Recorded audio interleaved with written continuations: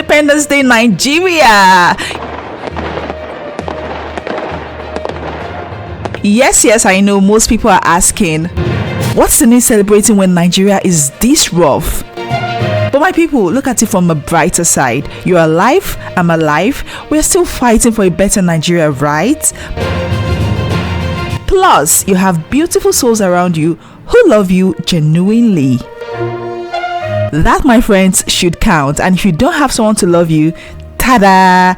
I am here. Here I am. I love you, okay? This is genuine love from me to you. Alright, moving forward. Good day, Nigeria and beyond. Your life on Updates People TV, your number one plug for updates with spice, gist with context, and news that actually keeps you thinking. Okay, you all, let us kickstart the updates by welcoming His Excellency Francis Ogbonnanwifuru of Ebonyi State.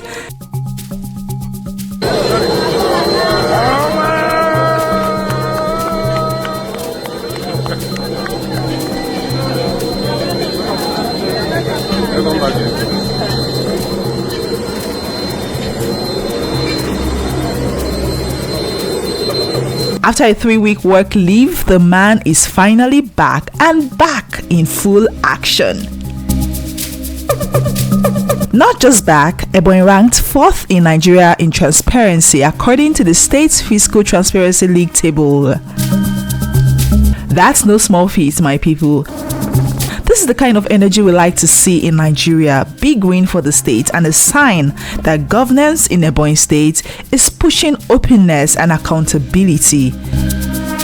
Ebonyans, una dey see am so?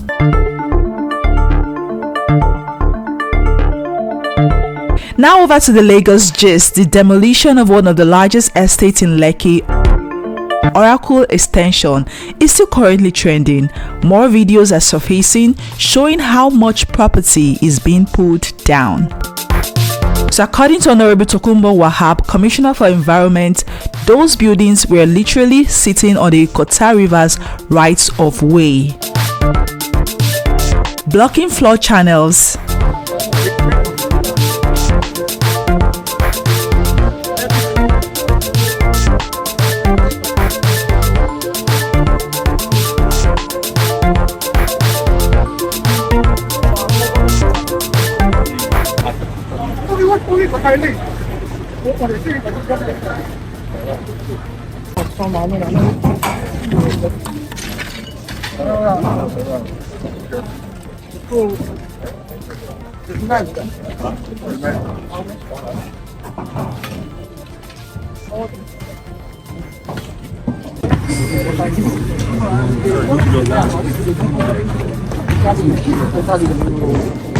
This is it. What you have gone to do.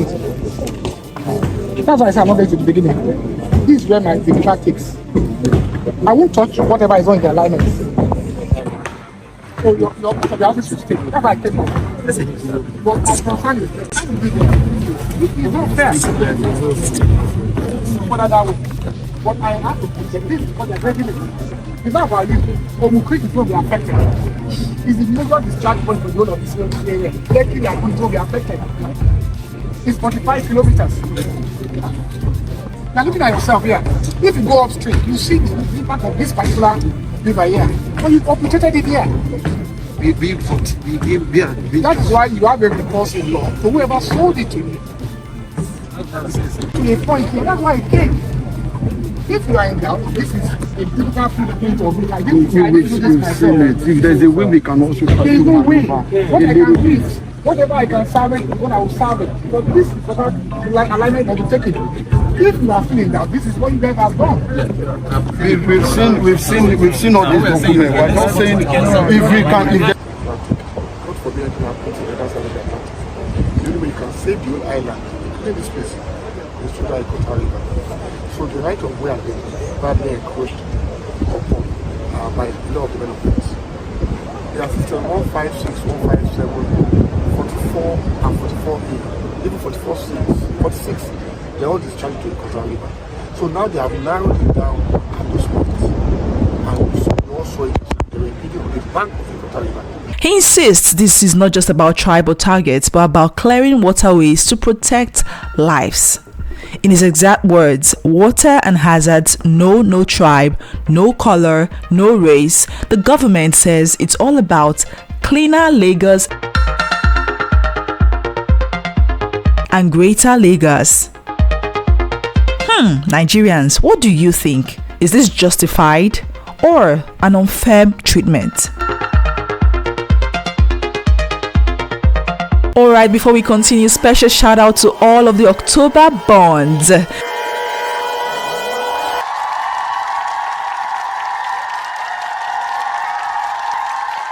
If your birthday is today, October 1st, big happy birthday from all of us at Updates People TV. Drop your names in the comments so we can give you a special shout out. A sweet one at that. And to every other one celebrating during the week, let us also know in the comments. You deserve your own moments from all of us at Update People TV. Meanwhile, in Abuja, Minister Umahi Wike is still on fire.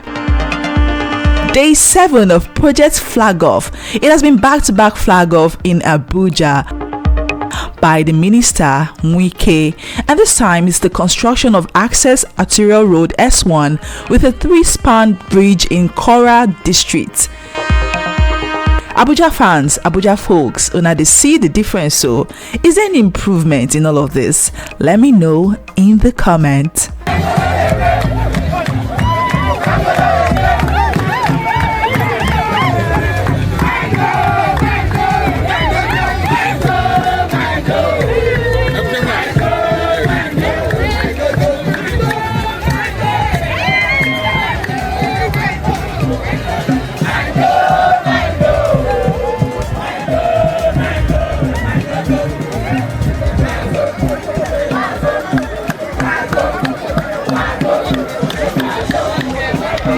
Meanwhile, President Bola Ahmed Tinubu was in Imo State yesterday for project commissioning and a book launch, of course. But he had a very important announcement to make. Listen to this and tell me what you think. No religious persecution in Nigeria is a lie from the pit of hell.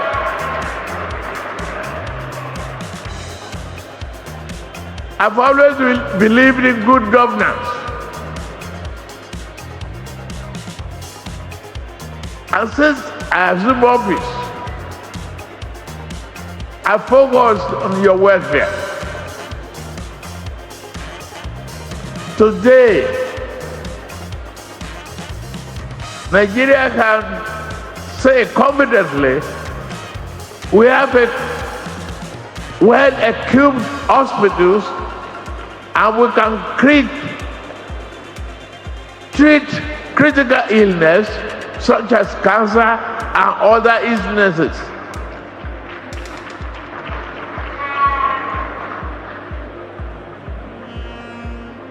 We are investing in the welfare of our people.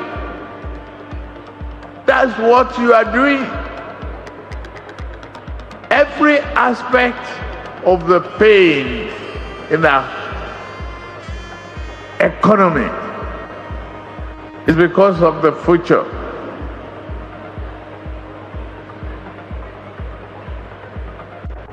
And I am giving you that confidence that right now, this economy will work for you. Not for the smugglers, not for the corrupt people.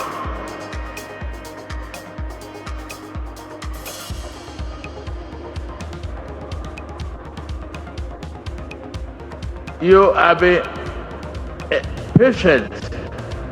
You will persevere with us. You build an understanding.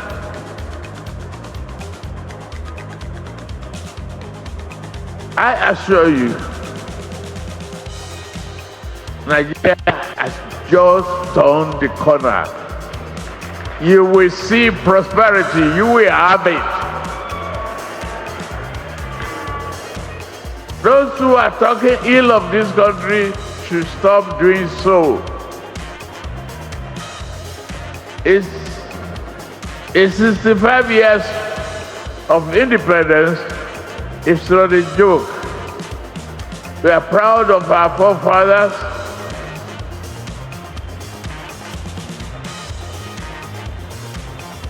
We are proud of what they believe, that Nigeria should be one, that it must be an all-inclusive government, that we must take care of the elderly, we must take care of the vulnerables, we must educate our children. Let's talk roads. Minister of Works Umahi David was at the Lagos-Calabar Coastal Highway for inspection. As always, he did not just praise the contractor High-Tech Construction for their speed and quality, he also took time to dismiss some wahala reports. So he says, some people claim part of the highway shoulders collapsing meant construction failure. Meanwhile, Umahi says that is false. He explained the project is still ongoing with timelines and scope that people may not fully understand. And then there's that claim by one Stella Okengu alleging she invested $250 million on land along the highway. Umahi clapped back asking, where is the proof? Show us approval papers, show us land documents, show us where the money went. Even the civil society groups that backed our before have now withdrawn support. Now, wow. Jeez, plenty are big. When the minister is talking, he does not think about the impact of the security of foreign direct investments in Nigeria, which our president is going around to tell us to come back to Nigeria to invest. He's saying her property is not my property. It's not my property, and he said that it's a bare land. Does this look like a bare land? At least I have this. Does this look like a bare land? I also have this because when he was demolishing, he gave an authorization for them to clear all the trees. Now I know the reason, so that he will call that place a bare land. I have evidence that is not a bare land.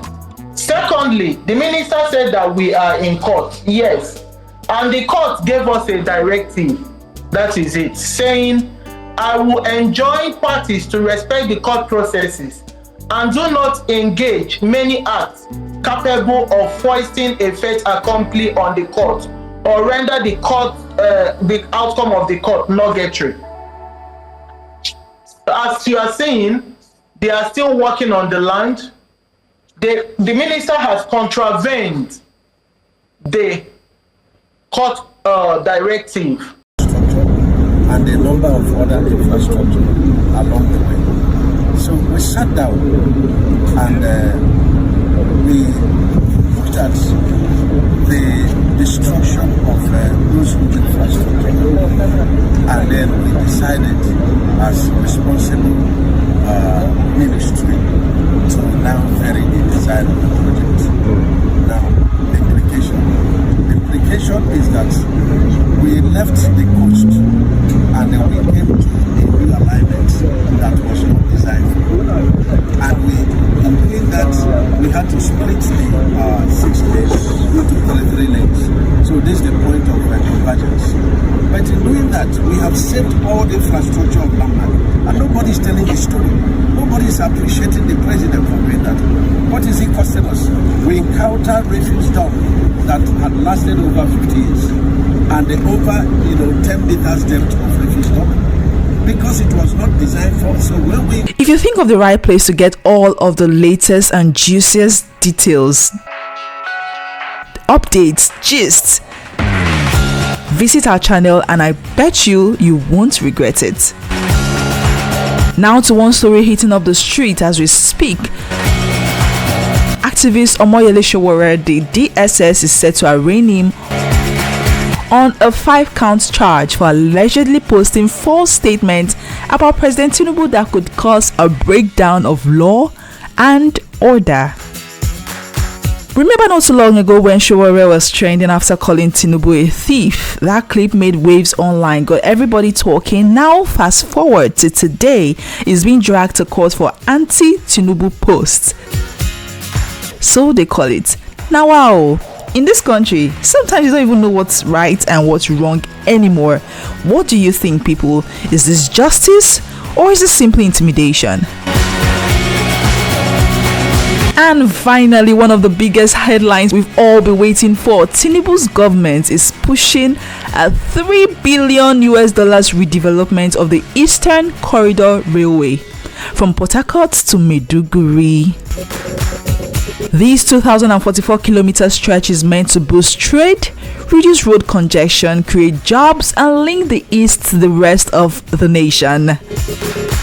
If done right, it could change the face of Nigeria's economy, don't you think? But Nigerians are asking, as always, will it actually happen? Or is it another project that will drag on for decades? And that's it for today's Independence Day update, my people. You've been live with us on Update People TV, where news meets gist and gist meets you. Stay tuned and always stay updated.